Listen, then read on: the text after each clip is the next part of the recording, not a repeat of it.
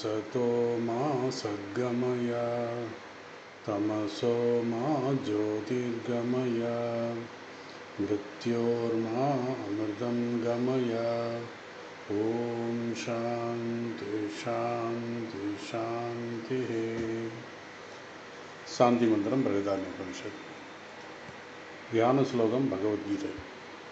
ओम प्रपन्न पारिजाताय स्तोत्रवेत्रैकपाणये ज्ञानमुद्राय कृष्णाय गीतामृतदुहे नमः. सर्वोपनिषदो गावो गोप्ता गोपालनन्दनः पार्थो वत्ससुधीर्भोक्ता दुत्तं गीतामृतं महत्. वसुदेवसुतं देवं तं च चानूरमर्दनं देवकी परमानन्दं कृष्णं वन्दे जगद्गुरुं. मूकं करोति वाचालं पङ्गुं लङ्घयते गिरिं यत्कृपातमहं वन्दे परमानन्दमाधवम्. பகவத்கீதை 11வது அத்தியாயம் 2வது ஸ்லோகம் இன்னைக்கு பார்க்க போகிறோம். 11வது அத்தியாயத்துடைய பேர் விஸ்வரூப தர்சனம். விஸ்வரூப யோகோ நாம அப்படின்னு பேர். விஸ்வரூபத்தினுடைய பேரில் இந்த அத்தியாயம் அமைஞ்சிருக்கு. இப்போது அர்ஜுனன் சொல்லிக்கிட்டு இருக்கான், அதாவது எனக்கு 10வது அத்தியாயத்திலே நீங்கள் நானாக இருக்கிறேன், எல்லாமே நானாக இருக்கிறேன்னு ஒன்று முக்கியமான விஷயத்தெல்லாம் சொல்லிட்டு கிட்டத்தட்ட 75க்கு மேலான முக்கியத்துவம் வாய்ந்த விஷயத்தை சொல்லி அதெல்லாம் நானாக இருக்கிறேன் அப்படின்னு சொல்லி சொன்னீங்க. அதை நான் பார்க்க விரும்புகிறேன். அதாவது தேரியாக பார்த்தாச்சு, இனி ப்ராக்டிக்கலாக நான் பார்க்க விரும்புகிறேன் அப்படின்னு சொல்லிக்கிற மாதிரி எனக்கு நீங்கள் அனுகிரகம் செய்யணும் அப்படின்னு சொல்லி, அதாவது உங்களுடைய அந்த ரூபமான ஐஸ்வர்ய ரூபத்தை பார்ப்பதற்கு எனக்கு நீங்கள் அனுகிரகம் செய்யணும்னு சொல்லி முதல் ஸ்லோகத்தில் சொன்னார். அர்ஜுனா வாச்சா, அர்ஜுனன் சொன்னார், மதனுகிரகாய பரமம் குஹ்யம் அத்தியாத்ம சங்கீதம் அப்படின்னு சொல்லி ஆரம்பித்தார். இனி 2வது ஸ்லோகத்தில் என்ன சொன்னார்னா, நான் சொன்னேன் முதல் ஸ்லோகத்தில் முதல் 6 அத்தியாயம் ஜீவாத்மாவை பற்றி சொல்கிற விஷயம். அந்த 6 அத்தியாயத்தை ஒரு ஸ்லோகத்தில் அர்ஜுனன் சொல்லிட்டார். அதே மாதிரி 2வது ஸ்லோகத்தில் 7 முதல் 9 வரைக்கும், 7, 9, 10 கடைசி 10வதையும் சொல்லி மகாத்மியத்தை பற்றி சொல்லும்போது விபூதியும் வந்துடுது. ஆக 2வது அத்தியாயத்தில் 2வது ஸ்லோகத்தில் 7வது அத்தியாயத்திலிருந்து 10வது அத்தியாயம் வரைக்கும் அர்ஜுனன் புரிஞ்சுக்கிட்ட விஷயத்தை ரொம்ப ஷார்ப்பாக ரொம்ப ப்ரீஃபாக சொல்லிட்டார். அதை தான் அந்த சொல்கிறார். ஸோ முதல் ஸ்லோகம் நம்ம பார்த்துட்டோம். இது 2வது ஸ்லோகம். இந்த ஸ்லோகத்தில் 7வது அத்தியாயம் 10வது வரைக்கும் என்ன சொன்னாருங்கிறத சொல்கிறாரு. அதாவது ஒரு விஷயத்தை நாம் எப்படி புரிந்திருக்கிறோம் என்பதற்கு டெஸ்ட்டு தான் இந்த ப்ரீஃபிங்னா அர்ஜுனன் எப்படி புரிஞ்சுக்கிட்டான் அப்படிங்கிறத தன்னுடைய இந்த 11வது அத்தியாயத்தில் முதல் ஸ்லோகத்தில் முதல் 6 அத்தியாயத்தை நான் எப்படி புரிஞ்சுக்கிட்டேன், ஸோ எந்த அளவுக்கு அவர் ஷார்ப்பாக புரிஞ்சுக்கிட்டாருங்கிறதையும் அந்த டெஸ்ட் மூலயமா அவர் சொல்கிறார். எவ்வளோ சுருக்கமாக சொல்ல முடியுமோ அவ்வளோ சுருக்கமாக சொல்லிட்டார். அதே மாதிரி இந்த ஸ்லோகத்தில் 7 முதல் 10வது அத்தியாயம் வரைக்கும் உள்ள சொன்ன உபதேசத்தங்களை எப்படி புரிஞ்சுக்கிட்டு சுருக்கமாக சொன்னார் அப்படிங்கிறத அதை தான் முதல் சொல்கிறாரு. பவாப்யயவ் சுருக்கமாக 7வது அத்தியாயத்திலேருந்து 9வது அத்தியாயம் வரைக்கும் பரமாத்மாவை பற்றி சொல்கிறார். ஜீவ பிரம்ம ஐக்கியம்தான் இந்த கீதையுடைய தாற்பயம், முக்கியத்துவம். ஸோ முதல் தத்துவம் ஜீவாத்மா, துவம் பகவான், தத்துவமசி நீயே அவன் அப்படின்னு புரிகிறது தான் அதனுடைய தாற்பயம். ஸோ இந்த இடத்துல பார்த்தீங்கன்னா 7வது அத்தியாயம்லேருந்து 9வது அத்தியாயம் வரைக்கும் சுருக்கமாக பவாப்யயவ்னு ஒரு வார்த்தையில் சொல்கிறார். பவாப்யயவ் என்ன, அப்யயவ் என்றால் என்ன அப்படின்னா லயம்ங்கிறது என்ன புரிஞ்சுக்கணுன்னா சிருஷ்டி ஸ்திதி லயம் 3யும் சேர்ந்து தான். அதை தான் பவாப்யயவ் என்றால் சிருஷ்டி ஸ்திதி பிரளயம், இந்த 3ம் சேர்ந்தது பவாப்யயவ். அதாவது என்ன சொல்கிறாரு, பவாப்யயவ் ஹி பூதானாம்னா எல்லா ஜீவன்கள், எல்லா ஜீவராசிகளும் சிருஷ்டி ஸ்திதி பிரளயம் எல்லா ஜீவர்களுக்கும் எல்லா ஜீவர்களும் எங்கிருந்து தோன்றுகிறார்கள்? உன்னிடத்திலிருந்து தான் தோன்றுகிறார்கள். அதுதான் வந்து பவாப்யயோ பூதானி.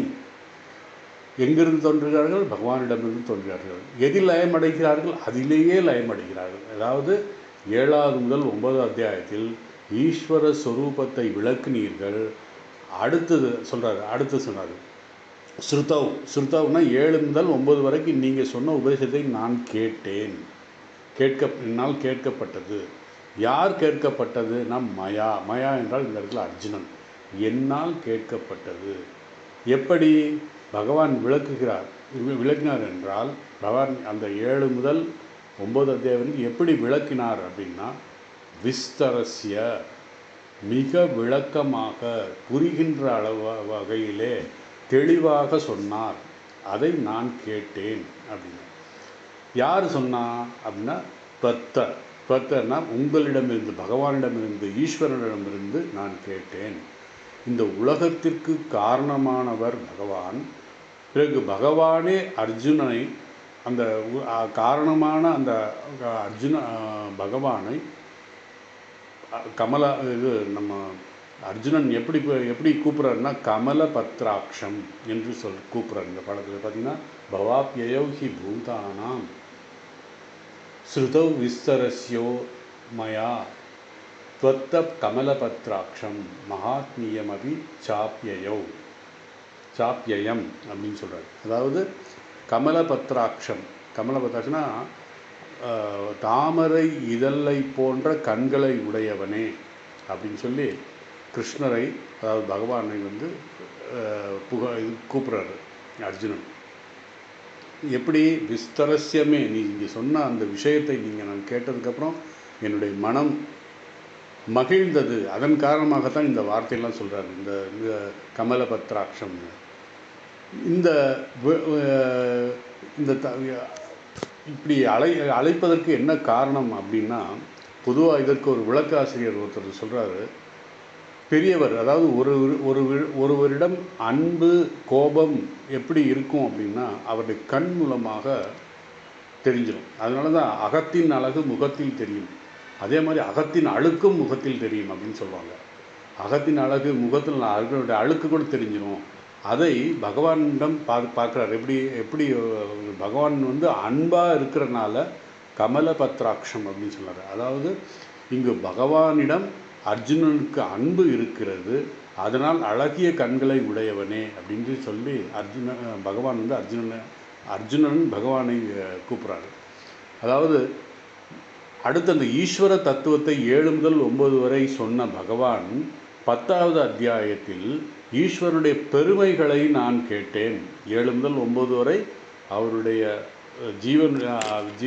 ஈஸ்வரனுடைய தத்துவத்தை சொன்னதுக்கப்புறம் அந்த ஈஸ்வர தத்துவம் எப்படி புரிந்து கொள்வது அப்படிங்கிறதுக்காக 10வது அத்தியாயத்தில் அவருடைய பெருமைகளை சொல்கிறார். அதைத்தான் சொன்னது மகாத்மியம்னா அவருடைய விபூதி, அவருடைய ஐஸ்வர்யம் எல்லாம் நான் கேட்டேன். அவருடைய பெருமைகள் சொல்ல முடியாது. அதைத்தான் அவ்யயம் அப்படிங்கிற ஒரு வார்த்தை நம்ம பல தடவை கேட்டிருக்கோம். அந்த அவ்யயத்துக்கு பொதுவான பொருள் என்னென்னா அழியாதது, மாறாததுன்னு பொருள். ஆனால் இங்கே அவ்யயம் என்றால் அளவிட முடியாதது, சொல்லிக்கிட்டே போகலாம். அதனால தான் சொல்கிறாரு, 10வது அத்தியாயத்தை சொன்னார், என்னுடைய பெருமைகளை சொல்லி முடியாது, அந்த அளவுக்கு இருக்க அந்தமே கிடையாது அப்படின்ற மாதிரி சொன்னார். இப்படி பகவானுடைய அளவிட முடியாத விபூதிகளின் பெருமைகளை நான் கேட்டேன்.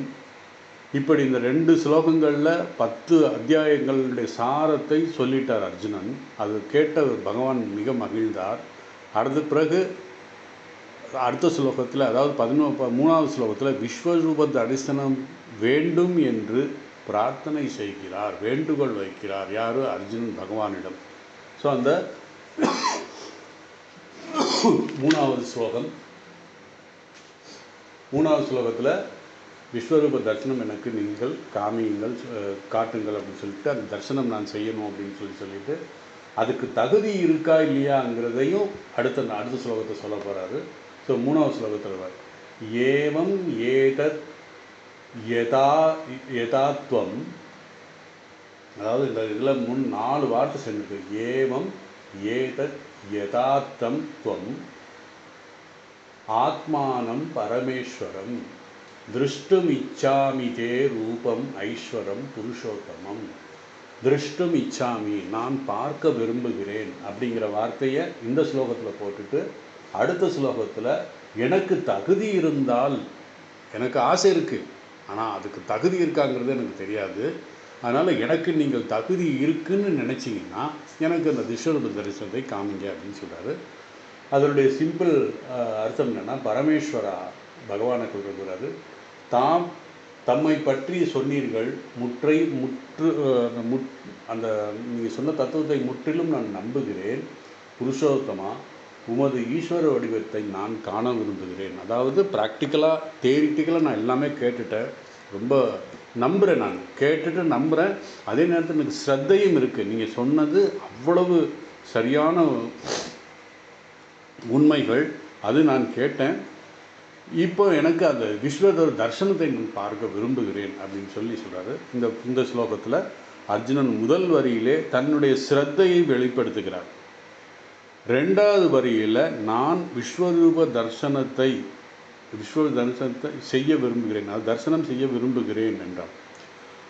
ஸோ இந்த இடத்துல என்ன ஆகுது, ஸ்ரத்தையை சொல்கிறாரு, அதுக்கப்புறம் அவருடைய ஆசையை சொல்கிறாரு, அதுக்கப்புறம் சொல்ல போகிறாரு எனக்கு தகுதி இருக்கா அப்படிங்கிறது நீங்கள் முடிவு பண்ணிக்கோங்க. அதாவது பொதுவாக ஆசிரியர்கள் மகிழ்ச்சியுடன் மனமாற உபதேசம் செய்ய வேண்டும் என்றால் அந்த மாணவனிடம் முதலாவதாக ஸ்ரத்தை இருக்க வேண்டும். ஸ்ரத்தை இருந்து வேறு எந்த பண்புகளும் இல்லைன்னாலும் அந்த பண்புகளை வளர்த்து கொள்ளலாம். ஆனால் ஸ்ரத்தை இல்லை என்றால் அந்த ஆசிரியர் சொல்ல மாட்டார், எதுவுமே சொல்லிக் கொடுக்க மாட்டார் அந்த ஸ்ரத்தை. அதனால தான் அர்ஜுனன் மிக சிறந்த மாணவன், துருபதன் சிறந்த மாணவன். அதாவது ஒரு தடவை துரோணத்தை கேட்குறான், நான் எப்படிப்பட்ட மாணவன், நீ நல்ல மாணவன் தான், அப்போ நீங்கள் அர்ஜுனனை ஏன் புகழ்கிறீங்க அப்படின்னா, அர்ஜுனன் மிக மிக சிறந்த மாணவன். எப்படி அப்படின்னா, நான் ஒரு பயிற்சியை சொல்லி கொடுத்ததுக்கப்புறம் நீங்கள் செய்வீங்க, அவனும் செய்வான். ஆனால் அவனுடைய அந்த ஆர்வத்தில் சிரத்தையில் வாட் இஸ் த நெக்ஸ்ட், அடுத்து என்ன அப்படின்னு கேட்பான். ஆனால் நீங்கள்லாம் அப்படி கேட்க மாட்டீங்க. அதனால தான் அவன் மிக மிக சிறந்த மாணவன். அது மாதிரி ஒரு ஆசிரியர் தன்னுடைய மாணவன் எப்படிப்பட்ட ஸ்ரத்தையோடு இருக்கான் என்பதைத்தான், அதுதான் அவருக்கு முக்கியம். அந்த மாணவனிடம் ஸ்ரத்தை இருக்கிறார். ஸ்ரத்தை இல்லை என்றால் ஆசிரியர் உபதேசம் செய்ய முடியாது. அதாவது மாணவனுடைய ஸ்ரத்தை தான் ஆசிரியருடைய உபதேசமாக வெளிவருகிறது. ஆசிரியர் உபதேச சப்தமாக ஆசிரியரிடமிருந்து உருவாகிறது என்று ஒரு சொல்வார். அது வேறு வழியே இல்லை. அந்த மாணவன் ஸ்ரத்தை இருந்துச்சுன்னா அந்த ஸ்ரத்தையே அந்த ஆசிரியருக்கு ஒரு ஊக்கத்தை கொடுத்து அது உபதேசமாக வெளியே வரும் அப்படின்ற மாதிரி சொல்கிறார். அர்ஜுனன் சொல்கிறார், நீங்கள் சொன்ன ஈஸ்வர தத்துவம், உங்களுடைய பெருமைகளை நான் அப்படியே ஏற்றுக்கொள்கிறேன். அதாவது அர்ஜுனனுக்கு இங்கு ஸ்ரத்தை இருக்கிறது என்று சொல்கிறார். எப்படி கடோபனிஷத்தில் நச்சிகேதனுக்கு ஸ்ரத்தை இருந்தது. கடோபனிஷத்தில் 3 அந்த உபனிஷத்துலேயே வரும், 3 வரங்கள் கொடுக்குறாரு யம தர்மராஜா. ஸோ முதல் வரம் அப்பா சௌக்கியமாக இருக்கணும் அப்படிங்கிறத, ரெண்டாவது சொர்க்கத்துக்கு போகிறது எப்படி, மூணாவது மரணத்துக்கு அப்புறம் இந்த ஜீவன் இருக்குமா இல்லையா அப்படிங்கிற 3 கேள்வி. ஸோ அது அந்த அவனுடைய ஸ்ரத்தையை பார்த்துன்னா ரெண்டாவது வரத்தை கேட்கும்போது அவன் சொன்னார், எப்படி ஒரு ஜீவன் சொர்க்கத்துக்கு போகணும் அப்படிங்கிறத, அந்த ஒரு யாகம், ஒரு யஜ்யம் செய்யணும் அப்படிங்கிறது, எத்தனை செங்கல் வைக்கணும், எப்படி வைக்கணும் அப்படிங்கிறத யமதர்மராஜா சொன்னார். அதை அப்படியே ஒரு வார்த்தை தவறாமல், ஒரு புள்ளி ஸ்டாப் தவறாமல் அப்படியே திருப்பி சொன்னார். அப்போது யமதர்மராஜா நச்சிகேதனுடைய ஸ்ரத்தையை புரிந்து கொண்டார். நீ சரியான ஆள், அதாவது ஆத்ம ஞானத்தை பெறுவதற்கான எல்லா தகுதியும் உனக்கு இருக்குங்கிறத அதுக்கப்புறம் அவர் எல்லாம் சொன்னார். இதுதான் அந்த ஸ்ரத்தை இருந்தால் என்ன நடக்கும் அப்படிங்கிறத சொல்கிறார். சார், ஏவம் ஏதத் யதா அத்த யதா ஆத்த துவம் அப்படின்னு சொல்கிறார். அதாவது ஏவம் அதாவது எப்படின்னா, பரமேஸ்வரா, அதாவது பகவானை அர்ஜுனன் நினைக்கிறான், பரமேஸ்வரா, ஹே பரமேஸ்வரா, ஏதத் என்றால் இதுவரை நீங்கள் செய்த உபதேசம், அதாவது 1வது அத்தியாயத்திலிருந்து 10வது அத்தியாயம் வரைக்கும் செய்த உபதேசம். ஏவம் இப்படியே, யதா எப்படி எப்படி நீங்கள் சொன்னீங்களோ அப்படியே, நீங்கள் எப்படி எனக்கு உபதேசித்தீர்களோ, நான் எப்படி அதை புரிந்து கொள்ள வேண்டும் என்று நீங்கள் நினைத்தீர்களோ அப்படியே நான் அதை ஏற்றுக்கொள்கிறேன் என்று சொல்கிறார். அதுக்கப்புறம் துவம் ஆத்த என்றால் எதை கூறினீர்களோ அப்படியே அதை நான் நம்புகிறேன். பகவான் ஈஸ்வர தத்துவத்தை உபதேசம் செய்யும்போது நான் என்று தன்னையே சொன்னார். காரணம், அவர் அவதார புருஷன், அவர் ஒரு அவதார புருஷன் என்பதால். அதனால் ஆத்மானம், ஈஸ்வரனான உங்களை பற்றிய நீங்களே சொன்னீர்கள், அதை நான் அப்படியே ஏற்றுக்கொள்கிறேன், அப்படியே புரிந்து கொண்டேன், ஏ பரமேஸ்வரா என்று சொல்கிறார். இது முதல் வரியில். ரெண்டாவது லைனில் திரஷ்டும் இச்சாமி தே ரூபம் ஐஸ்வரம் புருஷோத்தமா. இந்த புருஷோத்தமா, புருஷர்களுடைய உத்தமன் அப்படிங்கிற ஒரு பொருள். இந்த புருஷோத்தம யோகம்னே 15வது அத்தியாயத்துக்கு பேர்.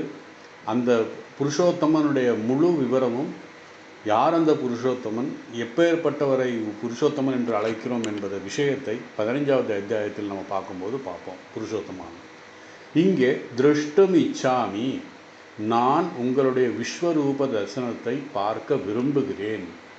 எதை? தே, உங்களுடைய ஐஸ்வர்யம் ரூபம், ஐஸ்வர்ய ரூபத்தை, அதாவது உங்களுடைய ரூபம் மாயா சக்தியுடன் விளங்கும் உருவத்தை நான் பார்க்க விரும்புகிறேன். விஸ்வரூப தரிசனம் என்று பகவான் சொன்னது என்னன்னா, 10வது அத்தியாயத்தில் நானே மேருமலையாக இருக்கிறேன், நானே இமயமலையாக இருக்கிறேன், மாதங்களில் மார்கழியாக இருக்கிறேன், சந்திரனாக இருக்கிறேன், சூரியனாக இருக்கிறேன், இது எல்லாமே ஒரு இதில் கொண்டு வர போகிறார். அதான் விஸ்வரூப தரிசனம். அதை நான் பார்க்க விரும்புகிறேன், அதை எனக்கு காட்சியாக காட்டுங்கள். நீங்கள் சொன்னீங்க, அது எனக்கு காட்சியாக காட்டுங்கள் என்று பிரார்த்தனை செய்கிறார். அதை நான் பார்க்க விரும்புகிறேன். அர்ஜுனன் விஸ்வரூப தரிசனத்தை காட்டுங்கள் என்று வேண்டியதற்கு பொருள் என்னென்னா, நான் என் கையில் ஒரு சின்ன உதாரணம் ஒன்று சொல்கிறேன். அதாவது என் கையில் ஒரு வைர மோதிரம் இருக்குது, அந்த வைர மோதிரத்தை என் கையில் மூடிக்கிட்டேன். இன்னொருத்தட்ட கேட்குறேன், என் கையில் வைர மோதிரம் இருக்குதுன்னு நான் சொல்கிறேன். அப்போ அந்த இன்னொருத்தர் அவர் என்னன்னு சொல்கிறாரு, உன்னுடைய கையில் உண்மையிலே வைர மோதிரம் தான் இருக்கா இல்லையா அப்படிங்கிறத சந்தேகத்தோடு நான் உன்னுடைய அந்த கையை திறந்து உன்னுடைய மோதிரத்தை பார்க்க விரும்புகிறேன்னு சொல்கிறது ஒரு பொருள். இன்னொரு பொருள் என்னென்னா, என்னுடைய கையிலே ஒரு வைர மோதிரம் இருக்கிறது, நான் கையை மூடிக்கொண்டேன், வெளியே தெரியல. அப்போ நான் சொல்கிறேன், நான் என் கையில் வைர மோதிரம் இருக்கிறது அப்படின்னு சொல்லி. அப்போது இன்னொருத்தர் அது பார்க்குறது, உன்னுடைய கையில் வைர மோதிரம் இருக்கிறது என்று எனக்கு புரிகிறது, நான் நம்புகிறேன், நீ உண்மையை தான் சொல்வேன்னு பொய்ய சொல்ல மாட்டேன். ஆனால் நான் பார்க்க விரும்புகிறேன். எதற்காக? அந்த இது முன்னாடி நான் வைர மோதிரத்தை நான் பார்த்ததில்லை, அந்த வைர மோதிரத்தோட உண்மையான தன்மை என்ன, அவருடைய சொரூபம் என்ன என்பதை நான் பார்க்க விரும்புகிறேன் அப்படின்னு சொல்கிறாரு. அந்த அர்த்தத்தில் தான் அர்ஜுனன் இங்கே கேட்குறான், நீங்கள் எனக்கு இவ்வளோ விஷயங்களெல்லாம் சொன்னீங்க, அந்த விஷயங்களுடைய பெருமைகள் என்னங்கிறத தெரிகிறதுக்கு எனக்கு அதை என்னுடைய காட்சியாக காட்டுங்கள் அப்படின்னு சொல்கிறார். நான் அதை பார்க்க விரும்புகிறேன். ஸோ அர்ஜுனன் அந்த அர்த்தத்தில் சொல்கிறனால அர்ஜுனன் அதைத்தான் இங்கு அர்ஜுனன் இங்கே சொல்கிறார், திரஷ்டும் இச்சாமி, நான் அதை பார்க்க விரும்புகிறேன். வெறும் கையில் மோதிரம் இருக்குங்கிறத உண்மையாக பொய்யாங்கிறதுக்காக இல்லை, அந்த மோதிரம் இருக்குங்கிறத நான் நம்புகிறேன், அதனுடைய பெருமைகளை நான் பார்க்கணும், அதை நீங்கள் காமிங்க, உங்களுடைய அந்த ஐஸ்வர்யமான மாயா சக்தியின் ரூபத்தை நான் பார்க்க விரும்புகிறேன் அப்படின்னு சொல்லி இந்த 3வது ஸ்லோகத்தை முடிச்சுட்டார். இனி 4வது ஸ்லோகம். 4வது ஸ்லோகத்துக்கு முன்னாடி 4 முதல் 9வது ஸ்லோகம் வரைக்கும், ஏன்னா 5வது ஸ்லோகத்திலிருந்து பகவான் பேச போகிறார். 5, 6, 7, 8, 9வது ஸ்லோகத்தில் திருப்பி சஞ்சயன் சொல்ல போகிறார். சஞ்சயனுங்கிறது உங்களுக்கு ஞாபகம் இருக்குன்னு நினைக்கிறேன். சஞ்சய உவாச்சா அப்படின்னு சொல்லி முதல் அத்தியாயத்தில் 2வது ஸ்லோகம் வந்தது. உங்களுக்கு ஞாபகம் இருக்குன்னு நினைக்கிறேன். சஞ்சயன் யார்? சஞ்சயன் திருதராஷ்டிரனுடைய தேரோட்டி. முதல் ஸ்லோகத்தில் முதல் அத்தியாயத்தில் முதல் ஸ்லோகம் சஞ்சய உவாச்சா. தம் ததா கிருபையா விஷ்டம் அஸ்ருபூர்ண குலோக்ஷணம் விஷீதந்தமிதம் வாக்கியம் உவாச்ச மதுசூதனா. சஞ்சயன் அத்தியாயத்தில் ஸ்லோகம் சொன்னார். அதுக்கப்புறம் அவர் அஸ்தினாபுரத்திலே இருக்கார். இப்போ திருப்பி வாயை திறக்கிறார். இவ்வளவு நாள் என்ன நடந்தது அப்படிங்கிறத 5வது ஸ்லோகத்தில் 11வது ஸ்லோகத்தில் 4 ஸ்லோகங்கள் அர்ஜுனன் சொல்லிட்டு, அதுக்கப்புறம் ஒரு 3 ஸ்லோகங்கள் 1 2 3 ஸ்லோகங்கள் பகவான் பேசினதுக்கப்புறம் 9வது ஸ்லோகத்திலிருந்து ஒரு 4-5 ஸ்லோகத்தில் சஞ்சயன் என்ன நடந்தது, அதாவது உங்களுக்கு தெரியும் மகாபாரத போரில் அஸ்தினாபுரத்தில் திருதராஷ்டிரனுக்கு எங்கென்ன நடக்கிறது அப்படிங்கிறத டைரக்ட் டெலிகாஸ்ட் பண்ணுறது யார் அப்படின்னா சஞ்சயனுக்கு அந்த பகவானுடைய அருள் இருக்குது. அதனால் அங்கே தர்மக்ஷேத்திரத்தில் குருக்ஷேத்திரத்தில் என்ன நடக்கிறதுங்கிறத அப்படியே அப்டேட் பண்ணுறாரு. யார்? திருதராஷ்டிரனுக்கு கண்ணு தெரியாது குருடர். அதனால் இந்த சஞ்சயனுக்கு சொல்கிறார். இது சஞ்சயன் இப்போது பகவான் சொன்னதையும் அர்ஜுனன் கேட்டதையும் விளக்குறார். அதுதான் இந்த அத்தியாயத்தினுடைய முக்கியத்துவம்.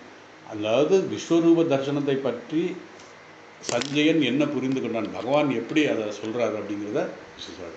ஸோ இந்த 10வது அத்தியாயத்தில் பல விசேஷமான வெளிப்பாடுகளின் மூலமாக நாம் எதுக்கு இதெல்லாம் சொல்கிறேன் அப்படின்னா, இந்த பல வெளிப்பாடு மூலமாக அதை தியானிக்கலாம்.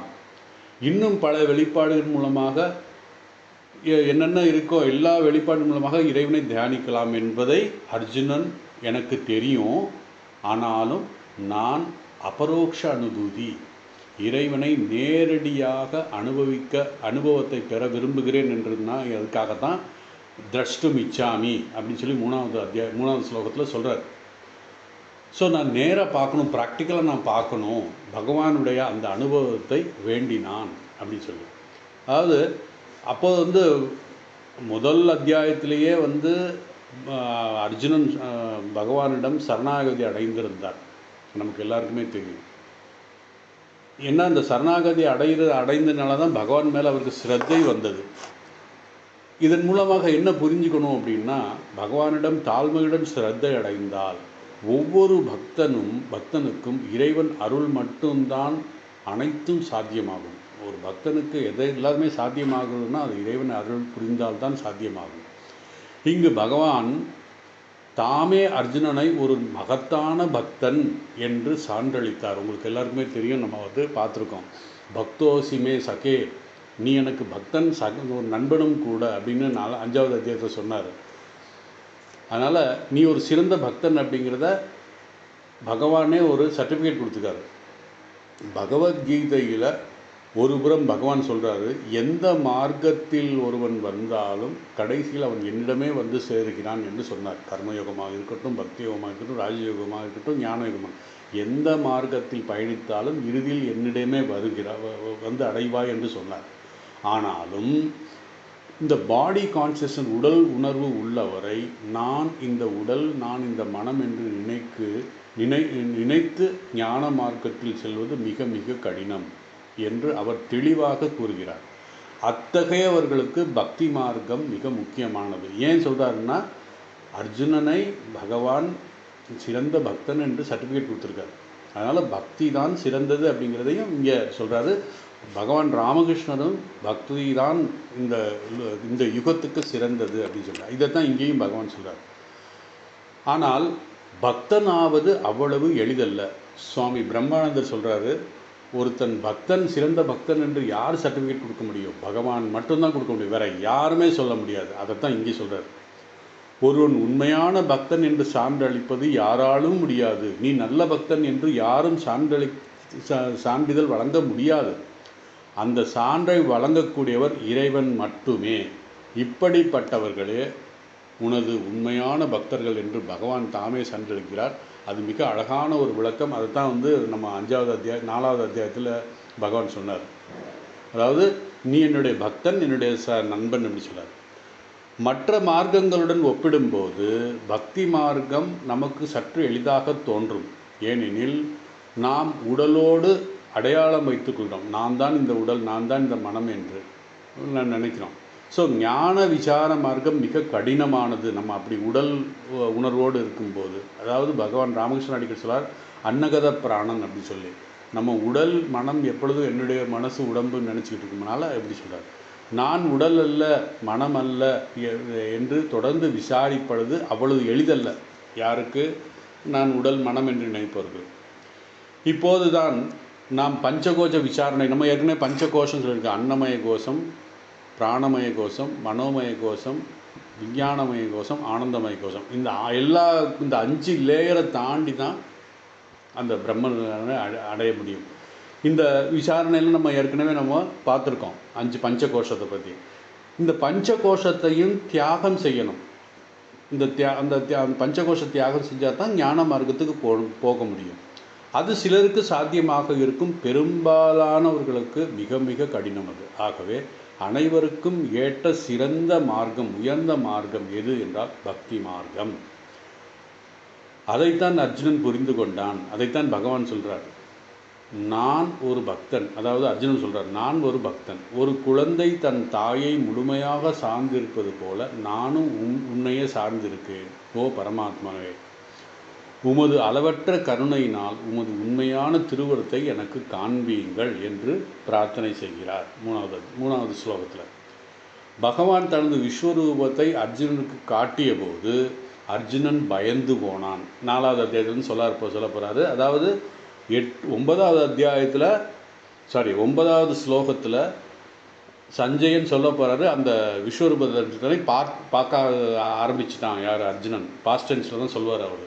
அதாவது அவன் 5வது ஸ்லோகத்தில் பகவான் நீ பார் அப்படின்னு சொன்ன உடனே அவர் விஸ்வரூபத்தை காமிக்க ஆரம்பிச்சிட்டார். அதனால் பகவான் தன் விஸ்வரூபத்தை அர்ஜுனனுக்கு காட்டிய போது அர்ஜுனன் பயந்துட்டான். அவனுடைய மனம் அந்த அனுபவத்தை பெற தகுதியானதாக இருந்தாலும், மனம் தகுதி இருக்குது, ஆனால் அதை தாங்கி நிலைநிறுத்தக்கூடிய பக்குவம் இல்லாமல் இருந்தது. அதுதான் விஷயம். இது ராமகிருஷ்ணனுடைய வாழ்க்கையிலே நடந்திருக்கு. ராமகிருஷ்ணர், அதாவது பகவான் ராமகிருஷ்ணனுடைய அமுத மொழிகள் நமக்கு எப்படி வேதம் ஒரு பிரமாணமோ, பகவத்கீதை ஒரு பிரமாணமோ, அது மாதிரி இந்த அமுத மொழிகளும் ஒரு பிரமாண நூல். பகவான் ராமகிருஷ்ணர் உடல் ஒரு காலத்தில் மிக கொடிய எரிச்சல், நீ அமுத மொழிகள் படிச்சிங்கன்னா தெரியும். அவர் அந்த பக்தி பண்ணிக்கிட்டு இருக்கும்போது, பக்தி சாதனை செஞ்சுக்கிட்டு இருக்கும்போது அவருடைய உடல் கடுமையான எரிச்சல், தாங்க முடியாத வெப்பத்தால் பாதிக்கப்பட்டிருந்தது அப்படின்னு சொல்லி அமுத மொழிகள் சொல்லுது. அதாவது வெப்பம் அளவுக்கு மீறி இருந்தால் எப்படி, இப்போ இந்த சண்டே இப்போ 34 டிகிரி 35 டிகிரி இன்றைக்கி இங்கே செங்கத்தில் அவ்வளவு. ஆனால் அவருடைய உடலே அந்த பக்தி பாவத்தின சாதனையின் மூலமாக கொதிக்குது அப்படின்னு சொல்கிறார். அந்த வெப்பம் அளவுக்கு மீறி இருந்தது. அவர் என்ன பண்ணுவாராம், தன்னுடைய தலையில் ஒரு கம்பளி, ஈரமான கம்பளியை போட்டு கங்கையில் நிற்பாராம். கங்கையில் கழுத்தளவு தண்ணியில் நிற்பாராம், போர்வையை போட்டுட்டு. அப்படி நீண்ட நேரம் அப்படி நின்றுருந்தார். காரணம் அந்த அளவுக்கு வெப்பம். அதனால் பைரவி பிராமணி, அவருடைய குரு, அவரை கையில் தொடமாட்டாங்க. காரணம் அவருடைய சூடு தாங்க முடியாதனால கையில் துணியை சுற்றிக்கிட்டு, எப்படி நம்ம அடுப்பில் ஏதாவது பாத்திரத்தை இறக்கும்போது துணியை வச்சு இறக்குறோமோ அது மாதிரி அந்த அம்மா பகவானை தொடும்போது அந்த கையில் துணியை சுற்றிட்டு தான். அதே மாதிரி தான் ஹிருதய், அவருடைய அட்டெண்டர், பகவான் ராமகிருஷ்ணர் அட்டெண்டர், அவரை நேரடியாக தொடாமல் கையில் ஒரு துணியை சுற்றி கொண்டு அதன் வழியாகத்தான் அவர் பகவானை அழைச்சிக்கிட்டு போவார் அவர் அட்டெண்டர்னால. ஆனால் சிறிது காலம் கழித்து அதெல்லாம் சரியானது அப்படிங்கிறத நமக்கு பின்னாடி தெரியுது. அதாவது இந்த புத்தகத்தில் எப்படி அந்த அந்த வெப்பம், உடலினுடைய வெப்பம் குறைந்தது, என்ன சாதனை மூலமாக குறைந்தது அப்படிங்கிறதெல்லாம் நம்ம பார்த்துருக்கோம். அந்த அமுதமொழிகள் விளக்கப்பட்டிருக்கிறது. ஸோ இந்த சம்பவத்தை விளக்கும்போது சுவாமி சாரதானந்தர் சொல்கிறாரு, அவதார புருஷர்கள் கூட பராபக்தி உச்சநிலை பாவத்தில் ஆரம்பத்தில் அவர்களால் தாங்கிக் கொள்ள முடியாத கடினமாக இருக்கும், அவ்வளவு இதாக இருக்கும். அதுதான் ராதா, சைத்தன்ய மகாபிரபு, ராமகிருஷ்ணர் போன்ற சிலருக்கு கூட அந்த மகாபாவத்தின் பக்தியினுடைய மேலான அந்த நிலை மகாபாவத்தை அடையும் பொழுது மிக கஷ்டப்பட்டிருக்காங்க.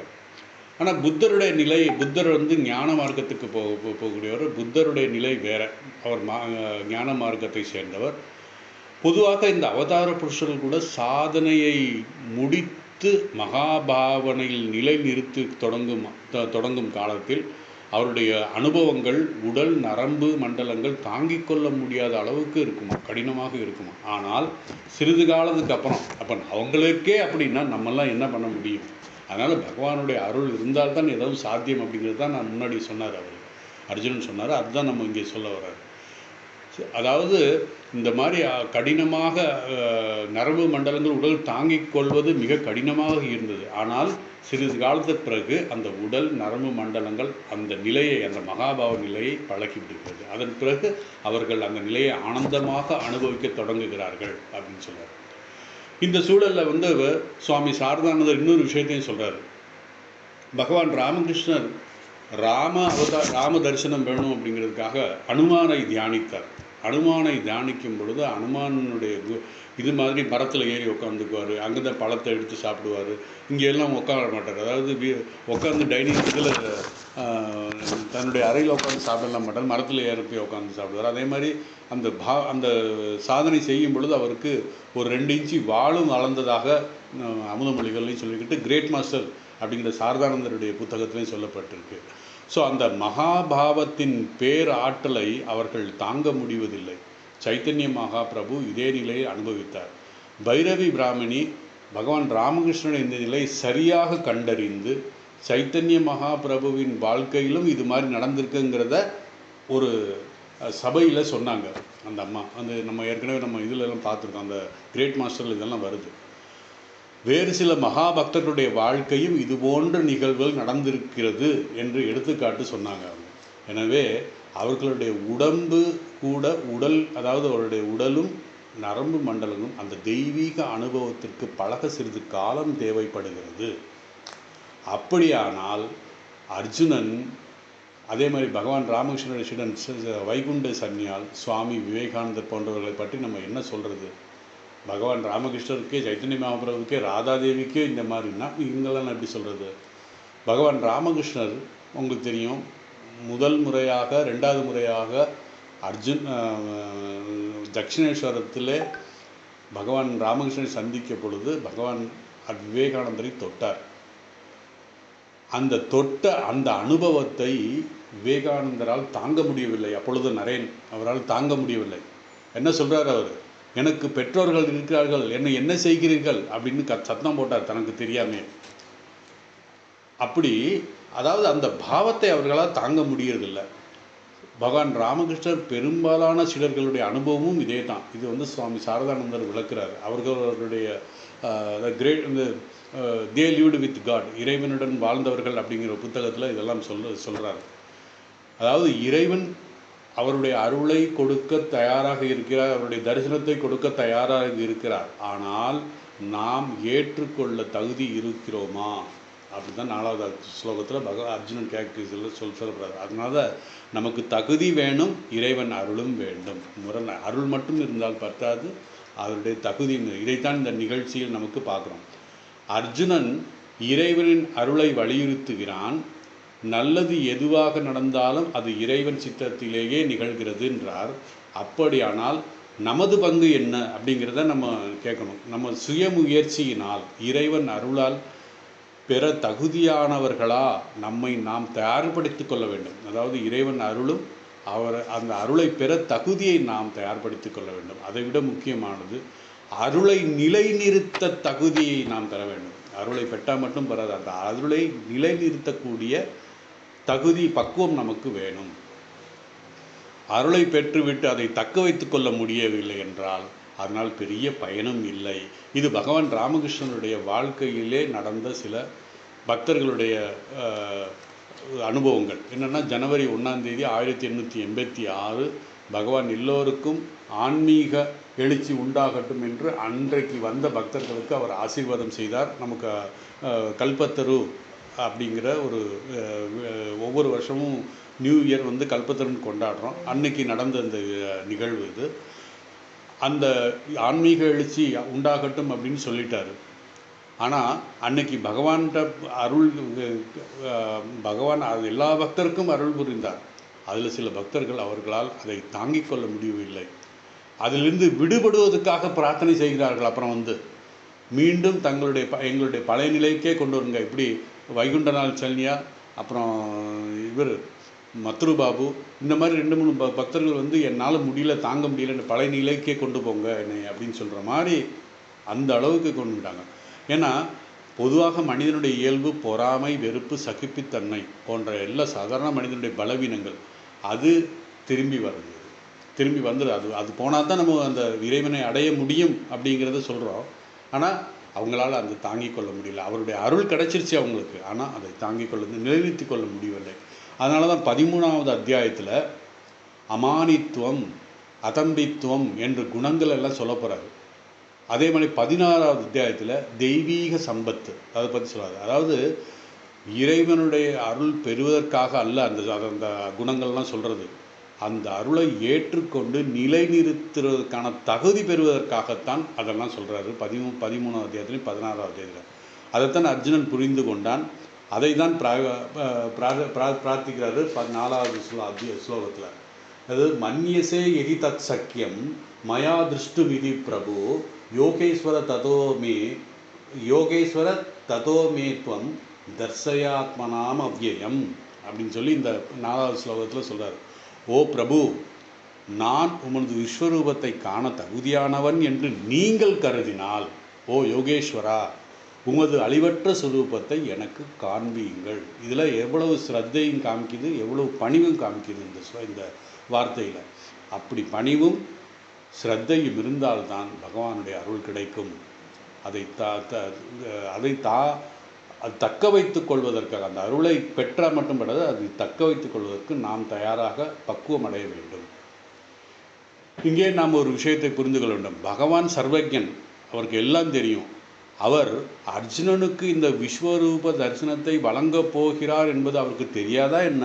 அதுக்கு அவன் தகுதி இருக்கானா இல்லையாங்கிறத பகவானுக்கு தெரியுமா இல்லையா? தெரியும். இந்த விஸ்வரூபத்தில் சிருஷ்டி ஸ்திதி மட்டுமல்ல, லயமும் உள்ளது. அதுதான் பிரச்சனையே. இங்கே சிருஷ்டி ஸ்திதி நமக்கு மகிழ்ச்சி, பாதுகாப்பு உணர்வு நமக்கு கொடுக்கும், எந்த சந்தேகமும் இல்லை. ஆனால் லயம் என்றால் மரணம், அது நமக்கு பயத்தை உண்டாக்குகிறது. கிட்டத்தட்ட எல்லாருமே அந்த பயத்தில் தான் நம்ம இருக்கோம். மரணம் அப்படிங்கிறது ஒரு மாற்றம் என்பதை நாம் ஏற்றுக்கொள்ள முடியாமல் இருக்கிறோம். ஏன் மரணம் நாம் தாங்க முடியாமல் அஞ்சுகிறோம்? அதனால் 2 விதமாக புரிந்து கொள்ள வேண்டும். இதை எப்படின்னா, முதலாவதாக நமக்கு தெரிந்த வாழ்க்கை இந்த பிறவிதான். பொதுவாக இந்துக்கள், பௌத்தர்கள், சமணர்கள், சீக்கியர்கள் அனைவரும் பல பிறவிகள் இருக்கின்றது என்று அவருடைய மதம் சொல்கிறது. இனியும் பல பிறவிகள் இருக்கும்.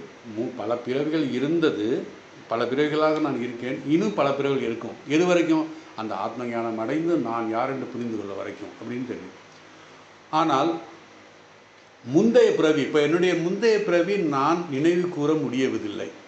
எனவே நமக்கு தெரிந்தது இங்கே வாழ்க்கை மட்டும்தான். அதனால்தான் நச்சிகேதன் கேட்டான், சிலர் மரணத்திற்கு பிறகு இந்த வாழ்க்கை தொடர்கிறது என்கிறார்கள், சிலர் இல்லை என்கிறார்கள்.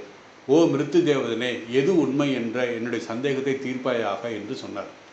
எனவே பல ஜென்மங்கள் இருக்கிறது என்பது உண்மையாகிறது இதில். எனவே புனர்ஜென்மத்தை நம்புகிறோம் என்று சொன்னாலும் அது அனுபவத்தின் அடிப்படையில் அல்ல, வெறும் நம்பிக்கையின் அடிப்படையில் தான் நாம் நம்புகிறோம். அதனால்தான் மரணம் நமக்கு 2 காரணங்களால் பயத்தை உண்டாக்குகிறது. என்னது? முதலாவதாக, இதற்கு பிறகு நாம் முற்றிலும் இல்லாமல் போய்விடுவோமோ என்ற அச்சம், என்ற அஞ்ஞானம், என்ற அறியாமை. 2வது, மறுபிறவி இருந்தால் எங்கே பிறப்போம்? இந்த பிறவி போலவே அந்த பிறவி எனக்கு வாழ்க்கை சந்தோஷமாக இருக்குமா? அந்த வாழ்க்கை எனக்கு நினைவு வைத்திருக்க முடியுமா? அப்படிங்கிற பயம். இப்போது நமக்கு நான் இந்த பயம் எப்படின்னா, இப்போ இந்த சூழலில் என்னுடைய குடும்பம், நண்பன், நாடு, மதம், மகிழ்ச்சி, துன்பம் எல்லாம் இருக்கிறது. இதையெல்லாம் இழக்க நேரிடுமோ என்ற எண்ணத்தில் தான் பயம் வருகிறது. அதாவது இங்கே ஒரு பெரிய வெளிப்படையான ரகசியத்தை பகவான் சொல்கிறார். நமது வாழ்க்கையிலே 99% நேரம் உண்மையிலே மகிழ்ச்சியாகவே செல்கிறது என்றாலும், சிறிதளவு துன்பம் வந்தாலே நம்மால் தாங்க முடியாமல் அதையே மனதில் நினைத்து கொண்டு, அதே மனதில் தியானித்து கொண்டு வாழ்க்கை முழுவதும் துன்பம் என்று எண்ணுகிறோம். உண்மையிலே அப்படி அல்ல. நமக்கு கொஞ்சம் துன்பம் இருக்குது இல்லைன்னு சொல்லலை. ஆனால் அதை நம்ம பெருசுபடுத்தி அதை இன்பத்தை நம்ம இப்போ இது பண்ண மாட்டோம். துன்பம் தான், ஐயோ இப்படி சொல்லிட்டானே, அவன் அப்படி செஞ்சிட்டானே, இப்படி ஆயிடுச்சு எனக்கு, அப்படி திருப்பி நம்ம சொல்லிட்டு இருக்கோம். அதனால் புத்தர் போன்ற மகான்கள் உண்மையிலே வேறு கோணத்தில் பார்க்கிறார்கள். 24 மணி நேரத்தில் எத்தனை மணி நேரம் நாம் உண்மையிலே துன்பப்படுகிறோம்? அதாவது மரணம் நம்மை எதிர்பார்த்து காத்திருக்கின்றது என்ற எண்ணம் தான் நம்மை அச்சப்படுத்துகிறது, தவிர வேறு எதுவுமே கிடையாது. இந்த பயம்னா எதுக்காக வருது அப்படின்னா, என்னிட்ட உள்ளது போயிடுமோ, அது எதுக்காக வருதுன்னா மரணத்தினால தான் வருது. அறியாத ஒன்றை பற்றிய பயம், தெரிந்தவற்றை இழக்கப் போகிறோம் என்றது பயம், இவையே மரணத்துக்கு முக்கிய காரணமாக இருக்கிறது. மரண பயத்துக்கு முக்கிய காரணமாக இருக்கிறது. ரெண்டாவது காரணம் என்னென்னா, இன்னும் முக்கியமானது, நமக்குள் எண்ணற்ற நிறைவேறாத ஆசைகள் உள்ளது. நமது சாஸ்திரங்கள் கூறுவது என்னவென்றால், நமது உண்மையான இயல்பு மரணமற்றது, அறியாமையற்றது, துன்பமற்றது என்பதை நாம் ஆழ் மனதில் மறைமுகமாக நினைத்து கொண்டிருக்கிறோம். அதனால்தான் இயல்பாக அந்த நிலை அடைய விரும்புகிறோம். ஒரு வாழ்க்கை போதாது என்று தோன்றுகிறது. அதனால்தான் நாம் பயப்படுகிறோம். இன்னும் இந்த வாழ்க்கையிலேயே எல்லாம் முடிந்து விடணும்னு நம்ம நினைக்கிறோம். ஆனால் அது நடக்காது. இதுக்கு நம்முடைய மனமும் உடலும் நம்முடைய நரம்பும் எல்லாம் பக்குவம் அடையணும். அந்த உன்னதமான இதை அடைவதற்காக அதுக்காக. அதனால் இது ஸ்டெப் பை ஸ்டெப்பு தான் போகணும். அந்த உன்னத நிலையை அடையும் வரை நாம் அதை பக்குவப்படுத்த வேண்டும். ஸோ இது போயிடுமோ அப்படிங்கிற அச்சம் மரணத்தை மிகவும் பயங்கரமாக நம்மளுக்கு உணர்த்துகிறது. அதனால தான் அர்ஜுனன் என்ன கண்டான்? அர்ஜுனனுக்கும் அந்த பயம் இருந்திருக்கு. அர்ஜுனன் என்ன பார்த்தான்? இந்த விஸ்வரூப தரிசனத்தை தனது மரணத்தை மட்டுமல்ல, முழு பிரபஞ்சத்தை அழிவதையும் கண்டான். ஒரு பிரபஞ்சம் மட்டும் கிடையாது, எண்ணற்ற பிரபஞ்சங்கள் அளவிட முடியாத வேகத்திலே தோன்றி மறைகிறது, மிக வேகமாக சுழன்று போகிறது. அப்போ அதாவது எல்லாமே அழிஞ்சு அதை எப்படி அந்த இது மாதிரி க்ரஷரில் கொண்டு தள்ளிடுற மாதிரி தள்ளிடுது. அதாவது படைப்பின் சக்கரம் கணிக்க முடியாத அளவுக்கு வேகத்தில் சுற்றிக்கிட்டு இருக்கு அப்படிங்கிறத அந்த விஸ்வரூப தரிசனத்தில் அவன் பார்க்குறான். ஒரு கணத்தில் இந்த உலகம் தோன்றுகிறது, அடுத்த கணம் மறைந்து விடுகிறது. பிரபஞ்ச கால அளவு பார்த்திங்கன்னா ஒன்றுமே பெரிய விஷயம் கிடையாது. நம்ம ஒவ்வொருத்தரும் 60 வருஷம் மினிமம் 70 வருஷம் வாழ்கிறோம் அப்படின்னா, பிரபஞ்ச காலத்தை கம்பேர் பண்ணும்போது இது ஒரு செகண்டு மாதிரி தான். அதனால தான் பகவான் ராமகிருஷ்ணர் அமுதமொழி சொல்வார், பார்வதி தேவியும் சிவபெருமானும் இதில் கைலாயத்தில் உட்காந்துருக்கும்போது திடீர்னு டம்னு ஒரு சத்தம் கட்டுது. பார்வதி தேவி கேட்டா சிவபெருமான்கிட்ட, என்ன சத்தம் வந்தது அப்படின்னு. ராவணன் பிறந்தான் அப்படின்னு சொல்கிறார். அதுக்கப்புறம் ஒரு 2 செகண்ட் திருப்பி டம்னு சத்தம் கட்டுது. இப்போ என்ன அப்படின்னா, ராவணன் இறந்தான். இதுதான். அதாவது பிரபஞ்ச காலத்தில் கம்பேர் பண்ணும்பொழுது இதெல்லாம் ஒன்றுமே கிடையாது. பிரபஞ்சத்தின் பார்வையிலே ஒரு கண நிகழ்வு மட்டுமே இந்த பிறப்பு இறப்புங்கிறது. அதை நம்ம பெருசாக நினச்சிக்கிட்டோம். பகவான் சுவாமி விவேகானந்தர் 2வது முறையாக மேல்நாட்டு பயணம் செஞ்சார், நமக்கு எல்லாருக்குமே தெரியும். அந்த பயணத்தின் ஆரம்ப நாட்களிலே, அதாவது வெளிநாட்டில் அவர் 2வது முறையாக பயணம் செய்த போது ஒரு தனிப்பட்ட கூட்டத்திலே சுவாமி விவேகானந்தர் பேசினார். அவர் மிக நகைச்சுவையாக பேசினார். அப்போ சொன்னார், அந்த மேலை நாட்டு மக்களை பற்றி சொல்லும்போது சொல்கிறாரு, அண்மையில்தான் வெறு சில நாட்களுக்கு முன்பு தான் உங்கள் முன்னோர்கள் தங்கள் உடலிலே நிலத்தை, அதாவது நிறங்களை பூசிக்கொண்டு பறவைகளின் இறகுகளை அணிந்து காற்று மிராண்டிகளைப் போல நிர்வாணமாக சுற்றித் திரிந்தார்கள் என்று அந்த ஒரு ஸ்டேட்மெண்ட்டை சொன்னார். அங்கே இருந்தவர்கள் எல்லாருமே பார்த்து, என்னடா இது சில பேருக்கு அதை சகிச்சுக்கொள்ள முடியல. நம்ம modern American, modern England, British people அப்படின்னு சொல்லி பெருமையாக நம்ம நினச்சிக்கிறோம். சுவாமி இப்படி சொல்கிறாரே, நம்முடைய மூதாதையர்களை பற்றி இப்படிலாம் சொல்லியிருக்காங்க, சகிக்க முடியாமல் ஒரு பக்தை சொல்கிறாரு, சுவாமிஜி இது நடந்த ஒரு 500 அல்லது 600 ஆண்டுகளுக்கு முன்பு நடந்த விஷயத்தை நீங்கள் இப்போ இப்படி சொல்கிறீங்களே அப்படின்னு சொல்லும்போது சுவாமி விவேகானந்தர் சொல்கிறாரு, அந்த அம்மாவை பார்த்து, பிரபஞ்ச கால அளவை பார்க்கும்போது 500-600 ஆண்டுகள் என்றால் என்ன, ஒரு செகண்டு தான், ஒரு வினாடி தான் அப்படின்னு சொல்கிறாரு. அது எதுக்குன்னு சொல்கிறோம்னா, இந்த இந்த விஷயங்கள்லாம் நமக்கு வந்து நம்ம 70 வருஷம் 80 வயசு வாழ்கிறோம். அதனுடைய அனுபவங்கள்லாம் பார்க்கும்போது இது ஒரு செகண்டு தான். நம்ம அதுலேயே டீப்பாக அதையே நினச்சிட்டு இருக்கும்போது அது இன்னும் பெருசாக தெரியுது நமக்கு அப்படிங்கிற சொல்லாது. பொதுவாக வந்து உயிரியல் படிக்கும்போது தெரியும். உயிரியல் பயாலஜி படிக்கிறவங்களுக்கு தெரியும். வாழ்க்கை பரிணாம வளர்ச்சி எப்படி இருக்குது அப்படிங்கிறத நம்ம வந்து அதில் சொல்லப்பட்டிருக்கு. ஒரு சம்சார வாழ்க்கை முழுவதும் எப்படி சொல்லுவார்னா, ஒரு அரச மரத்தை கம்பேர் பண்ணி சொல்லுவாங்க அந்த பயாலஜி இதில். அது வந்து நம்முடைய 15வது அத்தியாயத்தில் அது ஒரு ஊர்தமூலமகசாகம் அஸ்வத்தியம் பிராகுரபயம் அப்படின்னு சொல்லி பகவத்கீதை வருது. அஸ்வத்தம்னா அந்த ஆலமரம், அஸ்வத்த மரம் அப்படின்னு சொல்லி சொல்லுவோம். அதாவது வாழ்க்கை மர வேரிலிருந்து ஆரம்பித்து மெதுவாக அஜீவ பொருட்கள், அதாவது உயிரற்ற பொருள்கள் ஜீவ பொருட்களாக மாறி பின்னர் ஒற்றை அணுக்களாக மாறுகிறது, பல உயிர்களாக மாறுகிறது. அதன் பின்னர் பூச்சியாக, தாவரங்களாக, பறவையாக, விலங்குகளாக, இறுதியிலே மனிதர் என்று பரிணாமம் சொல்கிறது. அது பயாலஜியோடைய மியூட்டேஷன் அப்படின்னு சொல்லுவாங்க. இந்த முழு பரிணாம வளர்ச்சியையும் ஒரு நாளாக எடுத்துக்கொண்டால், அது ஜஸ்ட் ஒரு கற்பனை பண்ணி பார்த்தா, அதாவது இந்த எதுக்கு இதை சொல்கிறேன்னா, இந்த விஸ்வரூப தர்சனம் அப்படி தான் காமிக்குது. முழு பரிணாம வளர்ச்சி ஒரு நாளாக எடுத்துக்கொண்டால், இந்த ஒரு நாளில் கடைசி சில வினாடிகள் தான் மனித வாழ்க்கை. உண்மையிலே அது 1 மில்லியன் அல்லது 2 மில்லியன் ஆண்டுகளாக இருந்தாலும், இந்த எடுத்துக்காட்டை பண்ணும்போது அந்த கடைசி ஒரு நாளில் சொல்லும்போது ஒரு சில வினாடிகள் மட்டுமே தான் மனித வாழ்க்கை அப்படின்னு. அப்படியானால் பிரபஞ்ச காலம், அது எதுக்கு சொல்கிறேன்னா, இது பிரபஞ்ச காலத்தோட நம்ம கம்பேர் பண்ணும்போது இந்த அநேக கோடி பிரம்மாண்டங்கள் தோன்றி சில காலத்தில் சுழன்று மீண்டும் மறைந்து விடுகிறது. வெறும் ஃபியூ செகண்ட்ஸில் முடிஞ்சுது. அதாவது இது வந்து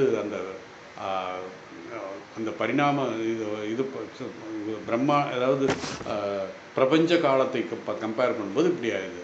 இந்த பயங்கர காட்சியை, இந்த அனந்த கோடி பிரம்மாண்டங்கள் எல்லாம் சிறிது நேரத்தில் எல்லாம் விட்டு உடஞ்சி சுக்குநூறு ஆகிட்டு போயிடுது அப்படிங்கிற அந்த பயங்கர காட்சியை அர்ஜுனன் இதயத்தை நடுங்க செய்தது. அதாவது இந்த விஸ்வரூபத்தை இதெல்லாம் வந்து பார்க்க போகிறான் அவர். அதுதான் சொல்ல இதயம் துடித்து நின்று, அதாவது அந்த இதய துடிப்பு நின்று விடுமோங்கிற பயம், மூச்சு நின்று விடுமோங்கிற பயம். அர்ஜுனன் சொல்கிறான், நான் இறக்கப் போகிறேன் என்று உணர்கிறேன் அப்படின்னு சொல்கிறான். பகவானே, நான் பயங்கரமான பயத்தில் இருக்கிறேன், பேரச்சத்தில் இருக்கிறேன், தயவுசெய்து உங்களுடைய விஸ்வரூபத்தை மறைத்து கொள்ளுங்கள். அதாவது இறைவனுடைய அருள் கிடைச்சிது, ஆனால் அது தக்க வைத்து கொள்ள முடியவில்லை அவரால். முன்பு போல உங்களுடைய சாந்தமான வடிவத்தை, அதாவது கிருஷ்ணருடைய வடிவத்தை எனக்கு காண விரும்புகிறேன்.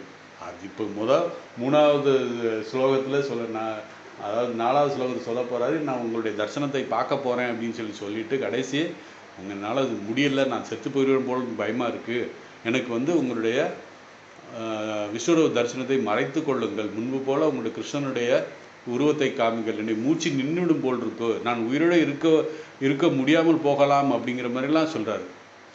நிச்சயமாக பகவான் அவனுக்கு ஒரு கணம்தான் அந்த விஸ்வரூபத்தை காட்டினார். அந்த ஒரு கணத்திலேயே அர்ஜுனுடைய மனநிலை அப்படி ஆயிடுச்சு. மீண்டும் அதை சீராக்கினார். அதாவது பகவானே அது மீண்டும் சீராக்கினார். எப்படி சுவாமி விவேகானந்தர் பகவான் ராமகிருஷ்ணர் தொட்ட உடனே முழு பிரபஞ்சமும் என்னென்னமோ ஆச்சு தெரிஞ்சது. என்ன பண்ணுறீங்க, எனக்கு வீட்டில் அப்பா அம்மா இருக்காங்க அப்படிலாம் சத்தம் போட்டு கடைசி வந்து அவருடைய மீண்டும் சாந்தின்னு சொல்கிறதுனால அவர் திருப்பி பழைய நிலைக்கிறார். அதே மாதிரி அர்ஜுனன் வந்து பழைய நிலைக்கு வந்தான்.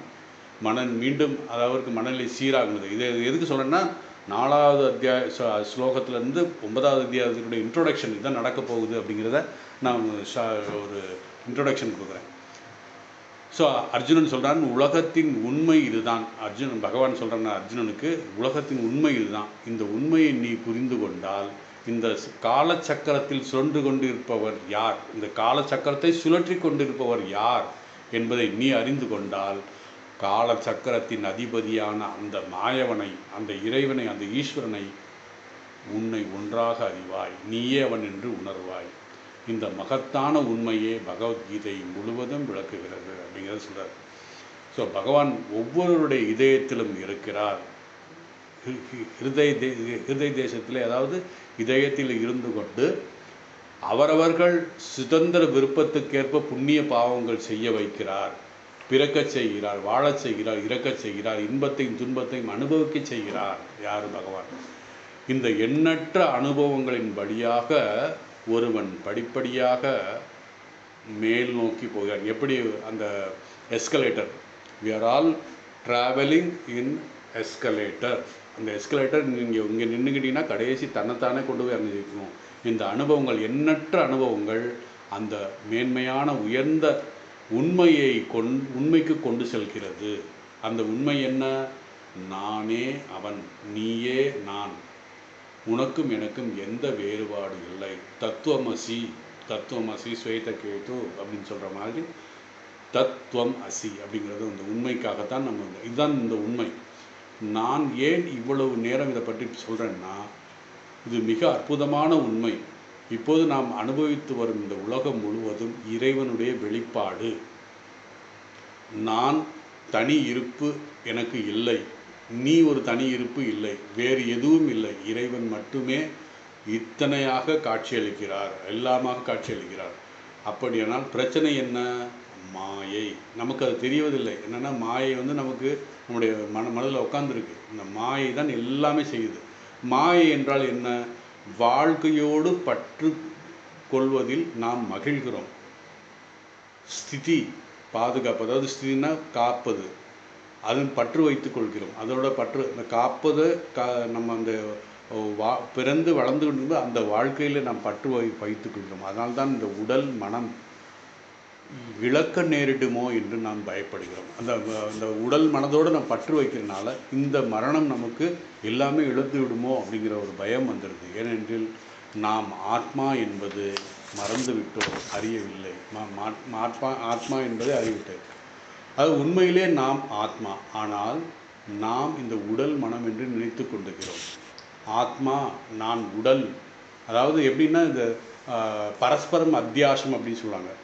நான் உண்மையிலே நான் ஆத்மா, ஆனால் நான் அனாத்மான்னு நினச்சிக்கிட்டு நான் தான் இந்த உடல் என்று மனம்னு நினச்சிக்கிட்டு இருக்கான்.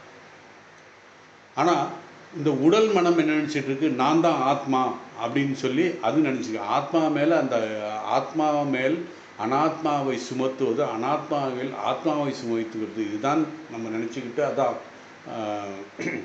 அதுதான் மாயை அப்படிங்கிறது. அதாவது சைத்தன்ய ஸ்வரூபம், செல்ஃப் இல்லுமினிங் பவர் ஆத்மாவுக்கு இருக்குது. அதுதான் ஆத்மாவுடைய இயல்பு. ஜடத்தன்மை அனாத்மாவின் பிரகிருதியினுடைய இயல்பு. இது நமக்கு புரிவதில்லை. இந்த இரண்டினுடைய கலப்படம் தான் தற்போது நாம் இருக்கிறோம். அதுதான் இங்கே தான் பிரச்சனையே வருது. ஆத்மா அனாத்மா ரெண்டும் கலப்படமாக இருக்குது. எது உண்மை என்கிறது நமக்கு தெரியல. அதனால தான் நம்ம கண்டன பவனில் நீராஞ்சன நரரூபதர அப்படின்னு சொல்லி, அந்த நரரூபதர அவதார புருஷமே கலங்கமற்றவர், ஆனால் அவதார புருஷனாக வந்திருக்கிறார் அப்படின்னு அந்த உண்மையை சொல்கிறதுக்காகத்தான் வந்திருக்கேன். யார்? நாம் எல்லோரும் இறைவனுடைய குழந்தைகள், கலங்கமற்றவர்கள் என்று சொல்வதற்காகத்தான் அந்த இதில் சொல்லியிருக்கார். ஸோ இந்த அறியாமையினால் நான் இறக்கப் போகிறேன் என்ற செய்தி கேட்டவுடன் நமக்கு பயம் வருகிறது. நான் இல்லாமல் போய்விடுவேனோ என்ற உணர்வு நமக்கு வருகிறது. நான் இந்த உடல், இந்த மனம் அல்ல, நான் தனித்த ஜீவன், நான் சிதாபாசம் என்று உணர்வு வருவதற்கு நமக்கு நம்பிக்கையும் ஆன்மீக சாதனையும் தேவை. எனக்கு உடல் இருக்கிறது, ஒரு மனம் இருக்கிறது. ஆனால் எப்படி எனக்கு ஒரு மாடு, ஒரு காரு, ஒரு வீடு இருக்கிறதோ அதுபோல எனக்கு இந்த உடல் மனம் இருக்கிறது என்று நாம் புரிந்து கொள்ள வேண்டும். அவை என்னுடையவை, ஆனால் நான் அது அல்ல, நான் அல்ல அது. அதுபோல இந்த உடலும் மனமும் என்னுடையவை, ஆனால் நான் அல்ல. இந்த ஜீவாத்மா பாவத்திற்கு வருவதற்கு நீண்ட கால ஆன்மீக சாதனைகள் நமக்கு தேவைப்படுகிறது. அர்ஜுனன் இந்த ஜீவாத்மா பாவத்தை அடைந்திருக்கிறான் என்று சொல்லலாம். ஏன்னா அவனுக்கு தெரியும், நான் இந்த உடல் அழியக்கூடியது, மனம் அழியக்கூடியது என்ற எண்ணம் அர்ஜுனனுக்கு இருக்கிறது. ஆனால் அவனுக்கு அதை தக்க வைத்து கொள்ள முடியவில்லை. எனவே சாதனையின் மூலமாகத்தான் இந்த உண்மையை அடைய வேண்டும். இந்த பின்னணியில் அர்ஜுனன் சொல்றார், பகவானே, நான் எனக்கு தகுதியானவன் என்று நீங்கள் கருதினால், நான் சாதன சதுஷ்ட சம்பத்தி என்று நீங்கள் நினைத்தால், ஓ யோகேஸ்வரா தலைவரே, அதாவது யோகத்தினுடைய தலைவரே, உங்கள் அழிவற்ற திருவுருவத்தை எனக்கு காண்பியுங்கள் என்று வேண்டுகிறார். யோகேஸ்வரர் என்றால் என்ன அப்படின்னு நமக்கு ஒரு சந்தேகம். எல்லா யோகங்களுக்கும் தலைவராக இருப்பவர். அதாவது ஒரு சித்த புருஷர் மட்டுமே நமக்கு பரமசக்தியினுடைய ஒரு கீற்றையாவது காட்ட முடியும். அதாவது யோகேஸ்வரன் அப்படிங்கிறது அது அந்த அர்த்தம். பகவான் வந்து சித்த புருஷர், அவர் தான் இந்த ஈஸ்வர ஸ்வரூபத்தினுடைய ஒரு கீற்றை காமிக்க முடியும். அதுதான் அர்ஜுனன் காமிச்சார். இங்கு பகவான் யோகேஸ்வரன் மட்டுமல்ல, எல்லா ஆத்மாவுக்கும் பரம அதிபதியாக இருக்கிறார். யாராவது ஆத்மீக சாதனைகள், அதாவது நாம் எந்த யதா மாம் பிரபத்தந்தே தாம் ததைவ பஜாம், நீ எப்படி என்னை அடையணும்னு நினைக்கிறோம், நீ அப்படி நீ என்னை அடைவாய் அப்படின்னு சொல்லி. ஸோ யாராவது ஆன்மீக சாதனைகளாக இருந்தால் அவர்களுக்கு அவர் மேல் அருள், அதாவது ஆன்மீக சாதனை செய்பவர்களுக்கு பகவான் அருள் செய்கிறார். அப்படின்னா எப்படி செய்வார்னா, அந்த சாதகன் பக்தி யோகம் செய்து கொண்டிருந்தால் அவனுக்கு பக்தியை வலுப்படுத்துவார். அந்த சாதகன் ஞான யோகத்தில் இருந்தால் ஞானத்தை வழிப்படுத்துவார். அப்படி ஒவ்வொரு யோகத்திலும் அவர் வளர்த்து கடைசியிலே தம்மிடம் இழுத்து கொள்வார். பகவான் அதான் செய்கிறார். அதனால தான் அவருக்கு யோகேஸ்வரர், அதாவது யோகங்களினுடைய இறுதி இலக்குக்கு நம்மளை ஈர்த்து கொள்வார். அதனால தான் ஒரு உத்தம புருஷோத்தமன், பரபிரம்மன் என்று பல அடைமொழிகள் அவருக்கு, பகவானுக்கு பரம்பொருளோடு முழுமையாக ஒன்றுவிடுவதே அப்படின்னு சொல்லி ஒரு பொருள் இருக்குது. அதாவது அர்ஜுனன் மிகுந்த பணிவுடன் நம்மை போல நாமும் இறைவனை வேண்டிக் கொண்டால் மட்டுமே நமக்கு இந்த அருள் கிடைக்கும். அது இல்லாமல் கட்டளை இடுவதோ கோரிக்கை வைப்பதோ உரிமை கேட்க முடியாது. பகவான் ராமகிருஷ்ணர் குழந்தைக்கு தந்தையின் சொத்தில் உரிமை உண்டு என்று சொல்வார், அமுதமொழிகள் வருது. ஆனால் நாமே நம்மை இறைவனின் குழந்தைகள் என்று உணரவில்லை இன்னும். காரணம், இந்த உடல் மனதுக்கு பற்று வைத்திருக்கிறோம். நாம் அவருடைய தாசர்கள் என்ற உணர்வு கூட முழுமையாக இல்லை, சில பேருக்கு இருக்குது. அதாவது ஒரு வேலைக்காரன் சொத்தில் எப்படி பங்கு தாசன் அப்படிங்கும்போது ஒரு வேலைக்காரன் சொத்தில் எப்படி பங்கு கேட்க முடியாது. ஸோ ஒரு குழந்தை மட்டும்தான் தன்னுடைய தந்தையருடைய சொத்தில் பங்கு கேட்க முடியும். எனவே நாம் வாத்சல்ய பாவத்தை அடைந்த பிறகு அத்தகைய உரிமையுடன் கேட்க முடியும். அதுவரை அதுக்கு சாத்தியமில்லை அப்படின்னு சொல்லிடுறாரு. அதுக்கப்புறம் தான் பகவான் வந்து 5வது ஸ்லோகத்தில் சொன்னாங்கிறது பகவானு வாச்சா, பகவான் சொல்ல ஆரம்பிக்கிறாரு. அதை நம்ம அடுத்த வகுப்பில் பார்ப்போம். இன்னும் 3 நிமிஷம் தான் இருக்குது. அதனால் இந்த ஸ்லோகத்துக்கு வந்தோம்னா விஸ்வரூப தரிசனம் எப்படி எந்தெந்த ரூபங்களை பார்க்க போகிற அப்படிங்கிறத பகவான் சொல்ல போகிறாரு. அதனால் அடுத்த வகுப்பில் நம்ம இதை பார்க்கலாம். ஓம் வசுதேவ சுதம் தேவம் கம்சசானூரமர்த்தனம் தேவகி பரமானந்தம் கிருஷ்ணம் வந்தே ஜெகத்குரும்.